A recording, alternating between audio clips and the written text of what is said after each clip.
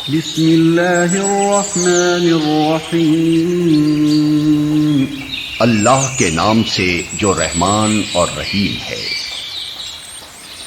الف لام میم ذالک الکتاب لا ریب فیہ ھدی للمتقین الذین یؤمنون بالغیب ویقیمون الصلاة ومما رزقناہم ینفقون۔ اس میں کوئی شک نہیں ہے، ہدایت ہے ان پرہیزگاروں کے لیے جو غیب پر ایمان لاتے ہیں، نماز قائم کرتے ہیں، جو رزق ہم نے ان کو دیا ہے اس میں سے خرچ کرتے ہیں۔ الف لام میم۔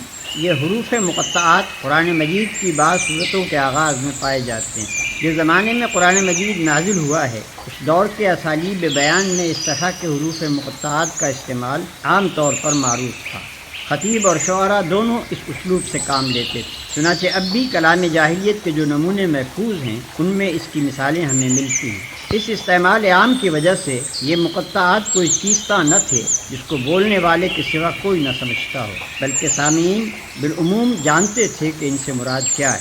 یہی وجہ ہے کہ قرآن کے خلاف نبی صلی اللہ علیہ وسلم کے ہم اصل مخالفین میں سے کسی نے بھی یہ اعتراض کبھی نہیں کیا کہ یہ بے معنی حروف کیسے ہیں جو تم بعض صورتوں کی ابتدا میں بولتے ہو، اور یہی وجہ ہے کہ صحابہ کرام رضوان اللہ تعالی علیہم اجمعین سے بھی ایسی کوئی روایت منقول نہیں ہے کہ انہوں نے نبی صلی اللہ علیہ وسلم سے ان کے معنی پوچھے ہوں۔ بعد میں یہ اسلوب عربی زبان میں متروک ہوتا چلا گیا اور اس بنا پر مفسرین کے لیے ان کے معنی متعین کرنا مشکل ہو گیا، لیکن یہ ظاہر ہے کہ نہ تو ان حروف کا مفہوم سمجھنے پر قرآن سے ہدایت حاصل کرنے کا انحصار ہے، اور نہ یہی بات ہے کہ اگر کوئی شخص ان کے معنی نہ جانے گا تو اس کے راہ راست پانے میں کوئی نقص رہ جائے گا۔ لہذا ایک عام ناظر کے لیے کچھ ضروری نہیں ہے کہ وہ ان کی تحقیق میں سرگرداں ہو۔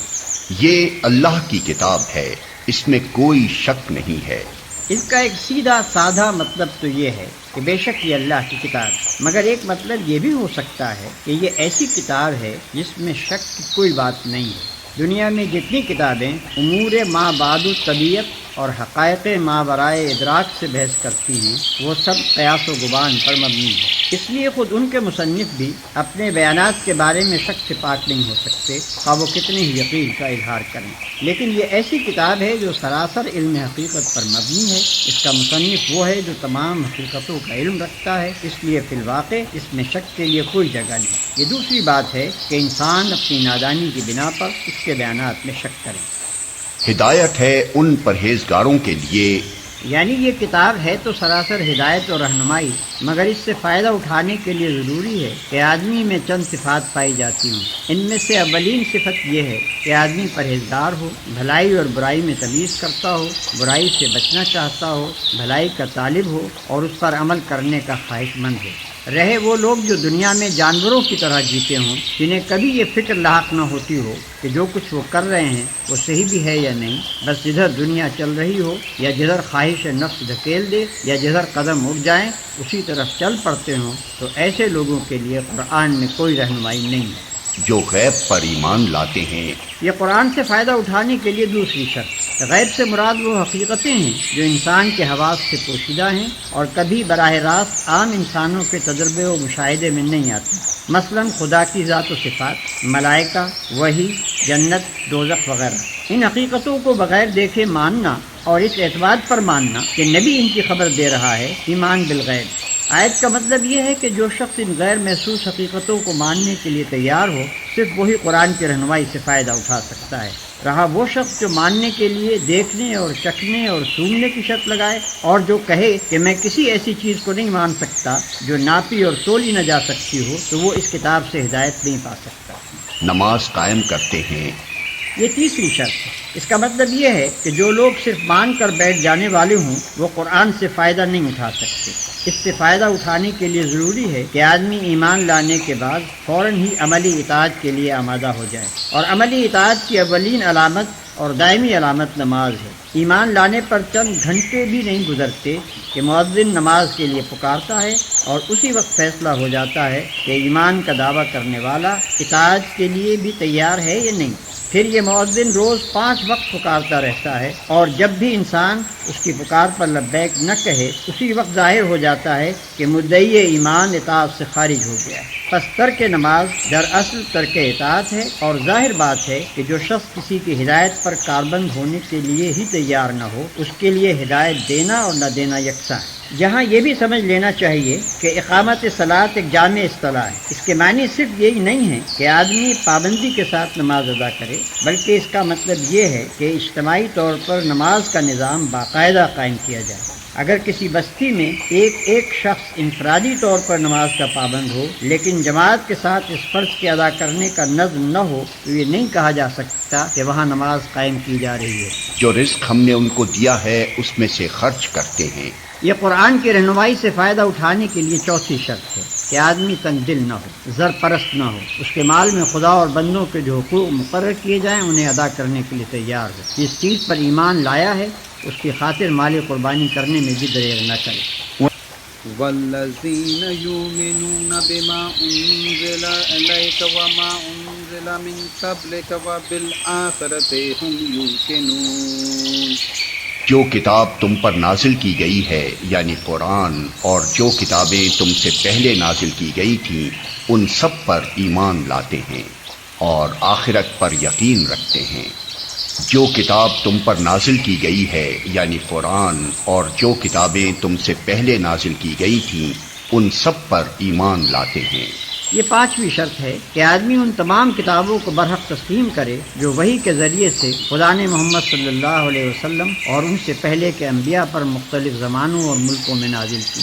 اس شرط کی بنا پر قرآن کی ہدایت کا دروازہ ان سب لوگوں پر بند ہے جو سرے سے اس ضرورت ہی کے قائل نہ ہوں کہ انسان کو خدا کی طرف سے ہدایت ملنی چاہیے، یا اس ضرورت کے تو قائل ہوں مگر اس کے لیے وحی اور رسالت کی طرف رجوع کرنا غیر ضروری سمجھتے ہوں، اور خود کچھ نظریات قائم کر کے انہی کو خدائی ہدایت قرار دے بیٹھیں، یا آسمانی کتابوں کے بھی قائل ہوں مگر صرف اس کتاب یا ان کتابوں پر ایمان لائیں جنہیں ان کے باپ دادا مانتے چلے آئے ہیں۔ رہی اسی سرچشمے سے نکلی ہوئی دوسری ہدایات تو وہ ان کو قبول کرنے سے انکار کر دیں۔ ایسے سب لوگوں کو الگ کر کے قرآن اپنا چشمہ فیض صرف ان لوگوں کے لیے کھولتا ہے جو اپنے آپ کو خدائی ہدایت کا محتاج بھی مانتے ہوں اور یہ بھی تسلیم کرتے ہوں کہ خدا کی یہ ہدایت ہر انسان کے پاس الگ الگ نہیں آتی، بلکہ انبیاء اور کتب آسمانی کے ذریعے سے ہی خلق تک پہنچتی ہے، اور پھر وہ کسی نسلی و قومی تعصب میں بھی مبتلا نہ ہوں بلکہ خالص حق کے پرستار ہوں۔ اس لیے حق جہاں جہاں جس شکل میں بھی آیا ہے اس کے آگے سر جھکا دیں اور آخرت پر یقین رکھتے ہیں۔ یہ چھٹی اور آخری شرط۔ آخرت ایک جامع لفظ ہے جس کا اطلاق بہت سے عقائد کے مجموعے پر ہوتا ہے۔ اس میں حسب ذیل عقائد شامل ہیں۔ ایک، یہ کہ انسان اس دنیا میں غیر ذمہ دار نہیں ہے بلکہ اپنے تمام اعمال کے لیے خدا کے سامنے جواب دہ ہے۔ دو، یہ کہ دنیا کا موجودہ نظام ابدی نہیں ہے بلکہ ایک وقت پر جس سے صرف خدا ہی جانتا ہے اس کا خاتمہ ہو جائے گا۔ تین، یہ کہ اس عالم کے خاتمے کے بعد خدا ایک دوسرا عالم بنائے گا اور اس میں پوری نوع انسانی کو جو ابتدائے آفرینت سے قیامت تک زمین پر پیدا ہوئی تھی بیک وقت دوبارہ پیدا کرے گا اور سب کو جمع کر کے ان کے اعمال کا حساب لے گا اور ہر ایک کو اس کے کیے کا پورا پورا بدلہ دے گا۔ چار، یہ کہ خدا کے اس فیصلے کی روح سے جو لوگ نیک قرار پائیں گے وہ جنت میں جائیں گے اور جو لوگ بد ٹھہریں گے وہ دوزخ میں ڈالے جائیں گے۔ پانچ، یہ کہ کامیابی اور ناکامی کا اصلی معیار موجودہ زندگی کی خوشحالی و بدحالی نہیں ہے بلکہ در حقیقت کامیاب انسان وہ ہے جو خدا کے آخری فیصلے میں کامیاب ٹھہرے اور ناکام وہ ہے جو وہاں ناکام ہو۔ عقائد کے اس مجموعے پر جن لوگوں کو یقین نہ ہو وہ قرآن سے کوئی فائدہ نہیں اٹھا سکتے، کیونکہ ان باتوں کا انکار تو درکنار، اگر کسی کے دل میں ان کی طرف سے شک اور تذبذب کی کیفیت بھی ہو تو وہ اس راستے پر نہیں چل سکتا جو انسانی زندگی کے لیے قرآن نے تجویز کیا ہے۔ اولئک علی ھدی من ربہم واولئک ھم المفلحون۔ ایسے لوگ اپنے رب کی طرف سے راہ راست پر ہیں اور وہی فلاح پانے والے ہیں۔